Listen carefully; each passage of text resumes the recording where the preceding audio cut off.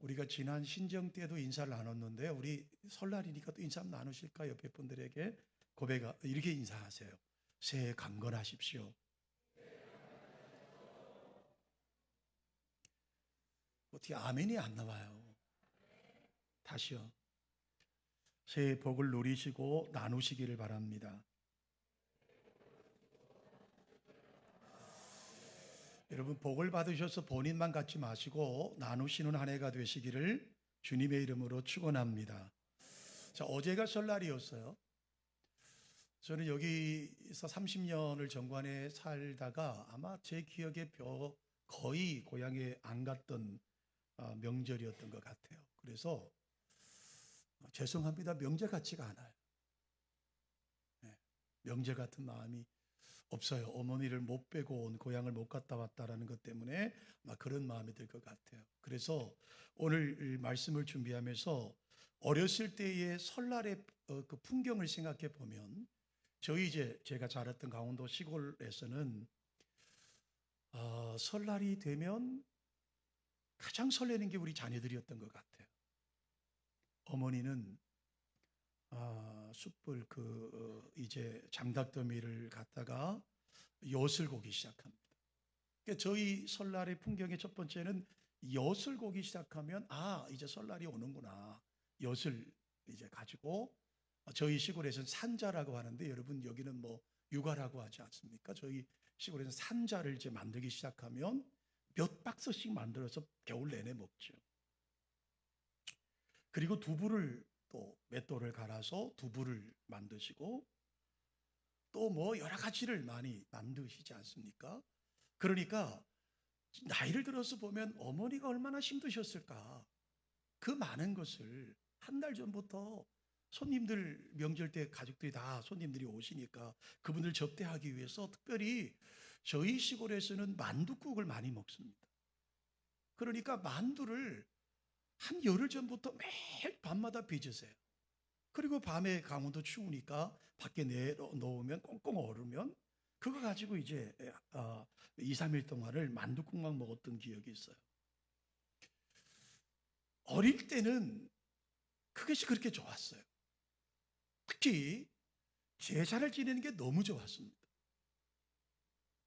저는 고등학교 1학년 때 교회를 나갔기 때문에 그 이전까지는 태어나서부터 1년에 몇 번씩 제사를 지냈는데 제사를 지내면 가장 좋은 것이 저희들 친척들이 저희 집에 오시면 용돈 주는 게 너무 좋았어요. 그러니까 제사가 되면 어머니가 힘들고 고생하고 없는 살림에 그 장을 봐서 음식을 차리는 것이 전혀 눈에 들어오지 않았고 친척들이 이번에 누가 오실까 그리고 얼마의 용돈을 주실까가 관심의 전부였죠. 그리고 제사 때가 되면 못 먹던 음식을 많이 먹었습니다. 고기도 먹을 수 있었고 뭐 부침개도 먹을 수 있었고 떡도 먹을 수 있었고 그리고 여러분 설날이 되면 요즘은 그런 것이 없습니다만 예전엔 마을 분들을 다 찾아다니면서 세배를 드렸습니다. 그러면 10원도 주시고 20원도 주시고 조금 부유한 집은 30원도 받고 그 받는 재미가 보통 쏠쏠한 것이 아니었어요. 오늘 제가 우리 광고 시간에 우리 교회 아이들이 앞에 나와서 세배를 여러분 할 겁니다. 물론 세뱃돈은 제가 다 준비했습니다. 마음에 감동되는 분들은 세뱃돈을 주시면 좋겠는데 추억이 그래요. 근데 여러분 이 제사라고 하는 것이 어릴 때 그렇게도 좋았고 맛있는 음식을 먹을 수가 있었고 용돈을 받을 수가 있었고 기다려지는 것이 행사였는데 교회를 나가는 것부터 시작해서 이 제사가 우리에겐 지옥이 되어버렸죠. 교회를 나가고 나서부터 제사를 드리지 못하겠다고 할 때부터의 그 핍박은 상상을 초월했습니다. 집안 할아버지들로부터 아버지로부터 늘 들었던 이야기가 무엇이냐면 조상도 모르는 놈, 부모도 몰라보고 조상도 몰라보는 불효막심한 놈이라는 소리를 늘 들었습니다. 아마 여기 오신 분들이 설이나 추석이 되면 제사를 지내는 문제 때문에 고민을 많이 하는 분들이 분명히 계실 거라고 생각이 들어요. 자, 시아버지 제사를 드리는데 믿지 않는 며느리와 믿는 며느리의 갈등, 시어머니와의 갈등. 저희가 어릴 때 저희 집에 있었던 삶은, 형님은 교회를 다니지 않았으니까, 동생인 제가 교회를 다니니까 교회를 다니지 않는 형님의 제사와 교회를 다니는 저의 제사를 지내지 못하겠다라고 하는 갈등. 이 갈등이 굉장히 어려웠어요. 아마 우리 성도들 가운데서도 그런 갈등을 겪고 오늘 교회에 오신 분들이 있을 거라고 생각합니다. 여러분, 유교에서는 제사가 굉장히 중요하지 않습니까? 많은 어른들을 전도해 보면 그분들의 말씀 중에 많은 분들이 이렇게 말합니다. 목사님, 나는 제사 때문에 교회를 못 나가겠습니다. 제사 때문에 교회 나가면 제사를 포기해야 되니까 제사 때문에 교회를 못 나가겠습니다. 여러분, 왜 제사가 그렇게 중요하게 여길까요? 자료를 찾아보았더니요, 유교에서 제사 제도를 중요하게 여긴 이유는 두 가지가 있다고 그래요. 하나는 사상적인 측면이라고 그럽니다. 사상적인 측면이라는 게 뭐냐면, 유교의 창시자인 공자의 사상 가운데 가장 중요한 사상이 뭐냐 하면 인입니다. 인이라는 글자는 사람 인자와 둘 이자가 합쳐진 글자예요. 두 사람이 서로를 사랑하고 의지하며 사는 것이 어진 삶이라고 그는 가르쳤다는 것이죠. 남들을 나처럼 사랑하는 삶을 살라는 거예요. 공자는 그와 같은 어진 삶을 강조하면서 어진 삶을 사는데 가장 중요한 것이 바로 예의랍니다. 예를 굉장히 중요하게 여겼다는 것이죠. 그래서 유교에서는 예를 아주 중요하게 여겼습니다. 어진 삶을 살려면 예의 바른 삶을 통해서 이루어지는 것인데, 그 예의 바른 삶은 자신과 가장 가까운 다른 사람으로부터 시작되는 것이죠. 그것이 바로 나를 낳아주신 부모님으로부터 출발한다라고 하는 것이죠. 그러므로 공자의 가르침은 부모님에 대한 효는 인을 행하는 근본이 되는 것이라고 가르쳤습니다. 그러므로 부모님이 돌아가시게 되면 그 가장 예를 다해서 부모를 모시는 것이라고 생각을 했습니다. 이것이 제사라는 제도로 형식을 빌려서 나타나게 된 것이죠. 여러분, 여기까지가 제사를 드리는 이유의 전부라면 우리는 부정할 이유가 없습니다.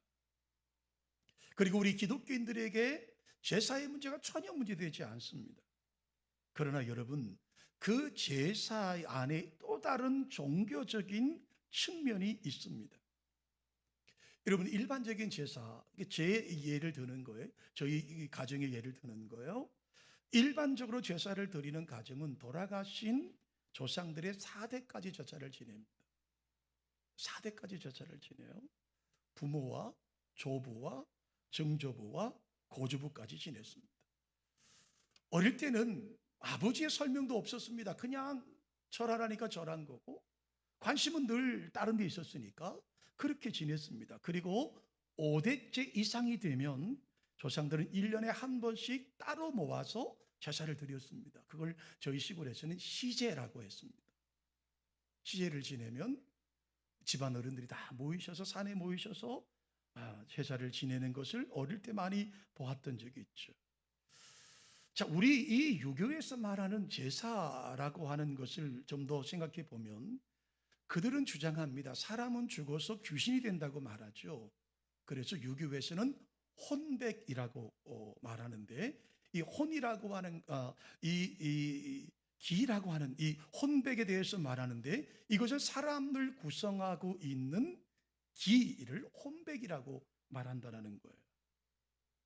자, 이 기에는 하늘을 상징하는 혼과 땅을 상징하는 백이 함께 이루어졌다라고 말합니다. 그러므로 사람이 죽으면 혼은 하늘로 올라가지만 백은 땅으로 내려가서 죽음을 맞는다는 겁니다. 그런데 여러분, 이 혼백이, 즉 기가 유교에서 이야기하는 것은, 이 혼백은 사람이 죽으면 바로 끝나는 것이 아니라고 말합니다. 이 기가, 혼백이 흩어지는 데는 시간이 필요한데 그것을 100년으로 보는 거예요. 그래서 그 100년 동안 혼백이 흩어지기 전까지 후손들은 예를 다 해서 제사를 모셔야 된다고 말하는 겁니다. 여러분, 이 100년을 한 세대를 여기에서는 25년을 말하고 있더라고요. 그러니까 25년을 보니까 4대까지 혼백이 남아 있다고 생각을 하는 겁니다. 여기에 우리나라의 무속신앙이 접목이 되어서 기복신앙이 더해져서 복잡한 종교의식이 의미를 담기고 있다라고 하는 것이죠. 여러분, 제사가 가지고 있는 정신이 돌아가신 그 부모님에 대한 부모님의 정신과 부모님을 기억하는 것이었다면, 그분을 추모하는 효의 의미라고 하면 우리가 반대할 이유가 전혀 없어요. 전혀 문제가 되질 않아요. 기독교가 제사를 반대하는 이유는 제사가 가지고 있는 종교적인 면 때문에 그렇습니다. 하나님은 출애굽기 20장에서 나 외에 다른 신에게 절하지 말라고 분명하게 말씀하고 있습니다. 여러분, 사람이 절해야 할 대상은요, 온 천하를 만드신 창조주 하나님 외에 없다라고 하는 거예요. 하나님 외에 어떤 것에 대해도 절하지 말라고 말씀하고 있는 거예요. 그리고 하나님은 그것을 우상이라고 우리 가운데 말씀하고 있는 겁니다. 혹여 여러분, 어제 이 설날 아침에 저희들이 어릴 때 겪었던 그 아픔을 겪으신 성도님이 계십니까? 주님의 위로가 여러분 심령 위에 가득하시기를 주님의 이름으로 축원합니다. 오늘 제가 제 제목을 제사를 드리라라는 제목을 정했어요. 오늘 본문을 다시 살펴볼 필요가 있겠죠. 오늘 본문은 하나님께서 이스라엘 백성들에게 우상을 섬기는 애굽에서 나와서 광야로 나아가라, 그곳에서 하나님 앞에 제사를 드리라고 말씀하고 있습니다.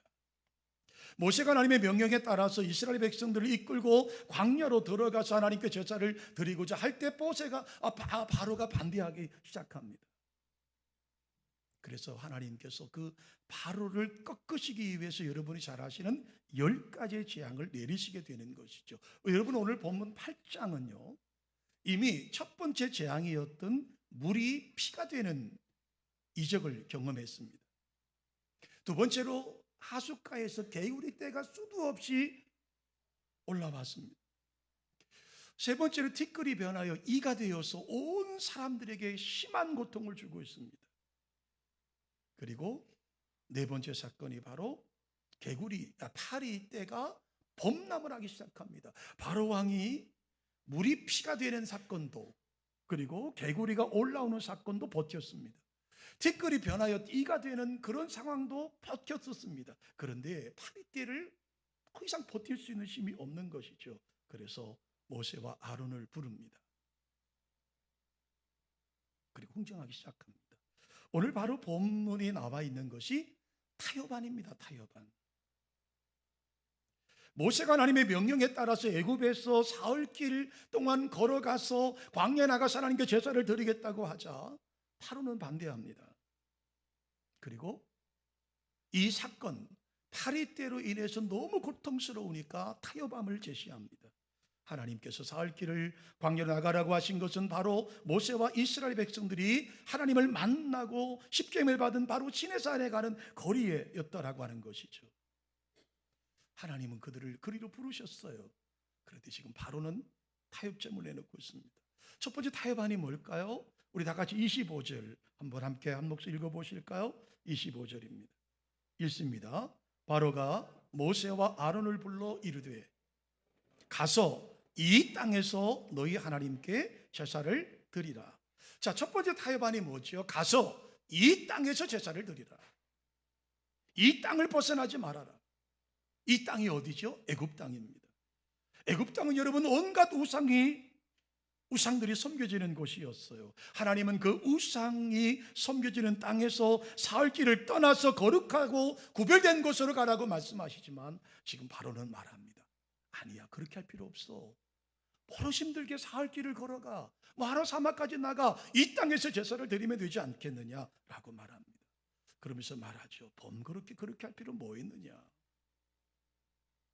그냥 이 땅에서 제사를 드리는 게 어떻겠느냐. 너희 하나님이 진정한 신이라면 굳이 사흘길을 가지 않아도 이곳에서 예배를 드려도 하나님 받으시지 않겠느냐. 여러분, 요즘 우리 후손들이요 해외에 가서 제사를 지낸다고 하잖아요. 어떤 신문 사설에 보았더니 이렇게 성경 학자가 기록을 해놓았더라고요. 혼백은 국내와 국외를 가리지 않는다. 그러니까 해외에 나가서 제사를 지내더라도 그 정성은 받는다는 거예요. 바로가 지금 그 얘기를 하고 있는 거예요. 야, 너희 하나님이 전능한 하나님이시라면 아니 어느 곳에 예배드리면 어떠냐? 외국 가서 절하는 거나 한국에서 제사 지내는 거나 뭐 그렇게 중요하냐? 그러니 여기서 애굽 땅에서 제사를 드리면 어떻겠느냐? 이 말 속에는요, 편리주의가 담겨 있습니다. 그리고 사단이 우리를 예배를 방해하는 유혹의 첫 번째 코스의 모습입니다. 이것은 예배의 정체성을 잃어버리게 만드는 가장 중요한 아주 좋은 방법일 수밖에 없어요. 야, 굳이 교회 갈 거 뭐 있어? 야, 영상 예배 드리면 되지. 여러 교회까지 굳이 가서 그곳에 가서 예배 드릴 필요 뭐 있어? 여기서 그냥 드려. 여기서 그냥 해. 여기가 좋아. 적당한 타협 아니에요. 두 번째로요, 28절입니다. 28절 한번 보실까요? 자, 읽습니다. 바로가 이르되 내가 너희를 보내리니 너희가 너희 하나님 여호와께 광야에서 제사를 드릴 것이나 너무 멀리 가지 말라. 그런즉 너희는 나를 위하여 간구하라 라고 말합니다. 너무 멀리 가지 마라. 첫 번째 타협안이었던 여기서 제사를 드리라 그랬더니 안 됩니다라고 했더니 그래, 그러면 내가 양보할게. 광야로 가되 너무 멀리 가지 마. 너무 멀리 가지 마. 그리고 나를 위해서 좀 기도해 줘. 하나님의 말씀을 따르지만 그렇게 힘들게까지 할 거 뭐 있느냐? 어느 정도만 하면 되는 것이지 굳이 그렇게 열정적이고 순종하지 않아도 된다라는 말 아닐까요? 어떻게 사람이 하나님 말씀을 다 따르냐? 이 땅에 사는데 어떻게 사람이 다 말씀대로 살 수 있느냐? 순종을 해도 흉내만 내면 되지 않느냐? 그렇게까지 할 거 뭐 있느냐? 대충 어느 정도 타협하면서 살아가는 것이 옳은 것이 아니냐? 이 꽉 막힌 인간들아라고 바로가 지금 이야기하고 있는 거예요. 여러분, 양다리 걷이라는 말처럼 여러분 우리를 모욕적인 말이 어디 있겠어요? 대략적으로 살아가라. 꼭 그렇게 살 거 뭐 있느냐? 사랑하는 성도 여러분, 바로의 제안이 오늘 사단이 저와 여러분에게 제안하는 제안 아닙니까? 너무 멀리 가지 마. 너무 교회 열심히 하지 마. 교회 그렇게 열심히 할 거 뭐 있어? 적당히 하면 좋지 않겠느냐라고 말합니다. 자, 세 번째로 출애굽기 10장 10절로 11절입니다. 우리 화면 보고 한번 함께 하실까요? 바로가 그들에게 이르되 내가 너희와 너희 어린 아이들을 보내면 여호와가 너희 하나님께 같으리니 보라, 그것이 너희에게는 나쁜 것이니라. 그렇게 하지 말고 너희 장정만 가서 여호와를 섬기라. 그것이 너희가 구하는 바니라. 이에 그들이 바로 앞에서 쫓겨나니라 라고 말합니다. 여러분, 세 번째는 너희의 소중한 것을 두고 가라는 거예요. 여러분 보세요. 너무 멀리 가지 마. 타협안을 냈는데 거절했죠. 두 번째 타협안은 뭐예요? 너무 멀리 가지 마라. 적당히 해라. 적당히 해라. 아, 광야로 가긴 가되 적당하게 섬기면 좋지 않겠느냐? 나를 위해 기도해 줘라. 자, 세 번째 타협안은 뭐예요? 너희가 소중히 여기는 것은 두고 가라. 이 말 여러분 상당히 홀깃한 이야기죠. 바로는 모세와 아론에게 말해요. 그렇게 힘들게 애들 데리고 갈 거 뭐 있어? 애들 집에 두고 가. 아니, 광야 가는 거 이해해. 너희가 하나님 섬기겠다는 거 내가 이해해. 그런데 아이들은 두고 가. 얼마나 번잡스럽고 힘들어. 자, 모세는 바로의 제안을 끝까지 거절하고 하나님 말씀에 순종해서 광야로 사흘 길을 걸어가겠다고 이야기합니다. 그때 바로가 제안한 것이 뭐냐 하면 아이들은 애굽에 두고 어른들만 갔다 와라고 제안하고 있는 거예요. 그 제안은 아이들까지 그렇게 힘들게 할 게 뭐 있냐? 어른만 갔다 오면 되지 왜 아이들을 괴롭히느냐라고 말하는 거예요. 바로는요, 이스라엘 백성들이 가장 소중하게 여기는 것이 무엇인지를 정확히 알고 있었어요. 아이들을 애굽에 두면 부모들은 다시 돌아올 것이라는 사실을 그는 알고 있었어요. 뿐만 아니라 부모들에게 자식이 얼마나 소중한지를 바로는 알고 있었어요. 사랑하는 성도 여러분, 사단은요, 우리들에게 가장 약한 부분이 어느 부분인지를 사단은 너무나 잘 압니다. 사람들이 왜 하나님 앞에 순종하지 못하고, 사람들이 무엇 때문에 어느 부분을 하나님께 순종하지 못하는 부분을 사단은 이미 알고 있었어요. 자녀들의 문제로 인해서 신앙의 길에서 멀어지고, 자녀들의 성공이라면 하나님의 말씀과 같이조차도 멀리하는 부모들의 약점을 사단은 너무나 정확하게 알고 있습니다. 그 약점을 이용해서 하나님의 말씀에 순종이 아닌 타협을 주문하고 있는 거예요. 그래서 그들은 말합니다. 아이들은 두고 가. 자, 이 아이들까지도 거절하지요. 그 다음에 10장 24절을 또 한번 읽어보실까요? 마지막으로 카드를 꺼낸 것이 뭔지 보십시오. 있습니다. 바로가 모세를 불러 이르되 너희는 가서 여호와를 섬기되 너희의 양과 소는 머물러 두고 너희 어린 것들은 너희와 함께 가라. 자, 보세요. 모세와 아론이 이것도 거절합니다. 그랬더니 그래, 그러면 아이들 데리고 가. 그 대신 양과 소는 여기 두어 라고 마지막 제안을 합니다. 이 제안은 우리가 얼마나 재물을 소중하게 여기는지를 파악하고 있다라고 하는 것이죠. 여러분, 우리가 살아가면서 종종 많은 뉴스를 접할 때마다 가족보다, 자녀보다 재물을 더 소중하게 여길 수 있다라고 하는 사실을 우리는 경험하게 됩니다. 많은 TV 프로를 통해서도, 많은 기사를 통해서도, 많은 이웃들의 소리를 통해서도 가족보다도 자녀보다도 재물에 더 많은 마음을 쏟고 있는 모습들을 볼 수가 있습니다. 그래서 때때로 재물 때문에 부모를, 때때로 재물 때문에 자녀를, 때때로 재물 때문에 남편과 아내를 멀리하기도 하고, 여러분 심지어 재물 때문에 사람을 죽이기까지 하지 않습니까? 가족의 행복을 위해 돈이 필요한 것이 아니라 돈을 위해서 사람이 필요한 세상으로 우리가 살아가고 있지 않습니까? 가치의 순위가 뒤바뀌어 버리고 만 것이죠. 분명 행복을 위해 돈이 필요한데 우리는 그 돈을 쫓다, 물질을 쫓다가 대래 가족의 소중성을 잃어버린 경우들이 얼마나 많은지 이루 말할 수 없어요. 이 말씀을 다른 면에서 본다면 제사는 드리되 재물은 드리지 마라 라고 하는 말과 일맥상통하다라고 하는 거예요. 하나님을 믿되 헌신은 하지 말아라. 사랑하는 성도 여러분, 진정한 사랑은요, 헌신이 수반됩니다.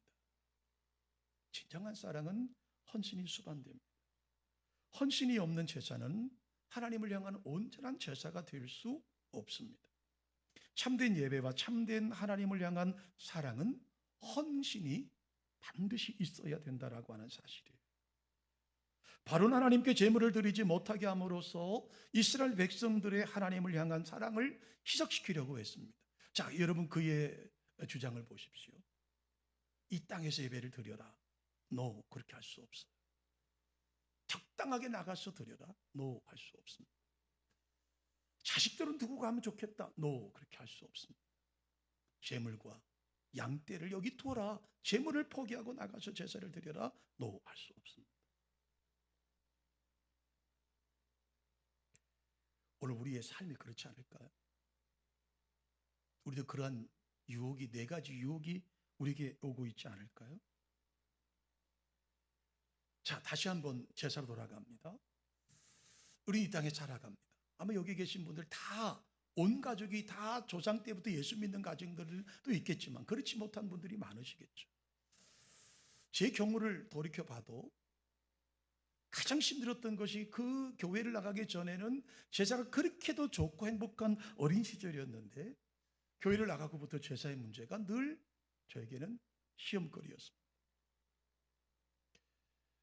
저희 아버지는 술을 먹고 행패를 많이 부리셨고 그것 때문에 농약을 따라서 자살한다고도 하셨고 끝없이 많은 위협을 하셨습니다.